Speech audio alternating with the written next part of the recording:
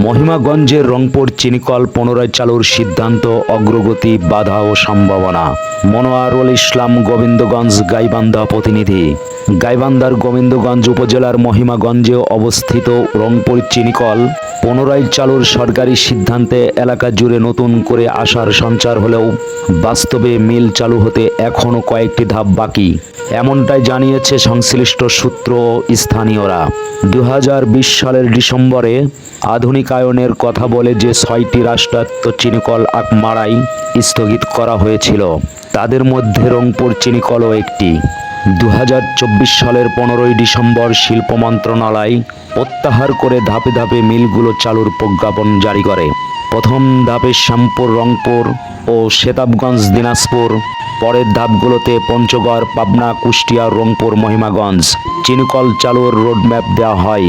শিল্প মন্ত্রণালয়ের প্রজ্ঞাপন অনুযায়ী পর্যাপ্ত আখের যোগান ও ট্যাক্সফোর্সের সুপারিশের আলোকে ধাপে ধাপে চালুর কথা বলা হয়েছে।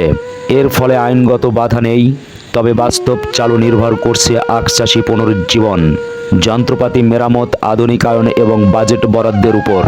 সরকার ঘোষণার পর প্রথম ধাপে শ্যামপুর ও সেতাবগঞ্জ চিনিকল চালুর প্রস্তুতি এগোনোর খবর দিয়েছে জাতীয় গণমাধ্যমগুলো।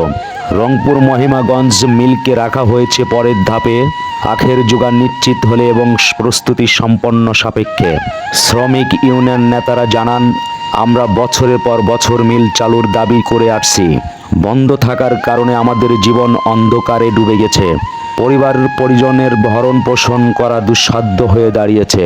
রংপুর চিনিকল শুধু একটি শিল্প প্রতিষ্ঠান ছিল না, এটি ছিল মহিমাগঞ্জ সহ আশপাশের লাখো মানুষের জীবিকার কেন্দ্র। মিল বন্ধ হওয়ায় এই অঞ্চলের অর্থনীতি ভেঙে পড়েছে। শ্রমিক, কর্মচারী থেকে শুরু করে চাষি ও ক্ষুদ্র ব্যবসায়ীরা মানবতর জীবনযাপন করছে। এখন সবার একটাই দাবি, মিল দ্রুত চালু হোক। আসলাম হুসাইন, মধু, দৈনিক ডাকবেলা, ঢাকা।